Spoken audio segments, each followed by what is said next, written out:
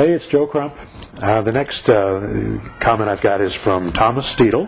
Thomas says, nix the video. It's the content, not the format that's important. I sent out some emails asking if people were interested, and that's how I got all these questions, by the way. But Thomas, I'm going to answer your question on video anyway, because you got some good questions here.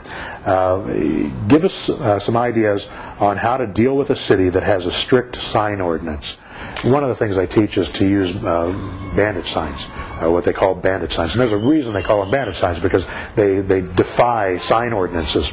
If you're in a city that automatically plucks them up, and I've got, around the areas that I work, there are certain places that I know if I put out a sign, it's going to be gone tomorrow. They've got sign police that are out, and they take them and they pull them up.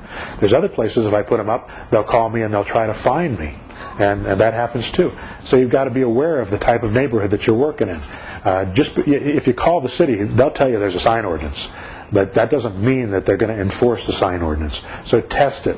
Sometimes it's better to ask forgiveness than it is to ask permission. And most of the time I've seen, if they're going to give you a hard time about the signs, they're going to call you up. You're going to get a call from the police saying, please come and take down your signs, or we're going to fine you. And if you saturate an area, I had one guy in Wisconsin that put up 100 signs in a very small town, and he got fined. But they only charged him for one sign. It cost him $60, and he had to go down and take down the rest of them. If he had left them up, they could have fined him for every single sign, and they could have done that up front anyway. But most cities aren't going to do that type of thing. What they're going to do instead is ask you to come take them down. So, but also most cities have ordinances that allow you to put signs up during specific times. And if you look at an area like if you look for new construction signs, if you got new construction in your area at all, look for homes that point you, or directional signs to new constructions. And you're going to see these signs on the weekend, the little signs that are sticking next to the stoplights. Look for those during the weekend. And take a little piece of paper and write on the back of it, hey, Mr. Sign Man, I'm looking for somebody to put out signs for me.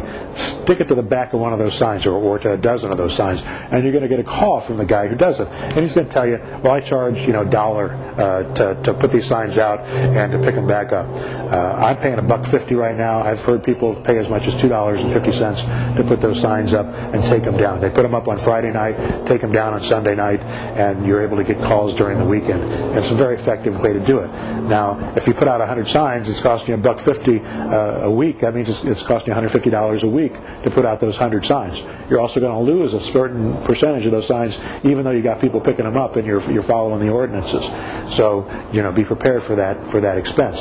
But still, that's not a bad advertising cost compared to what it could be if you were doing classified ads.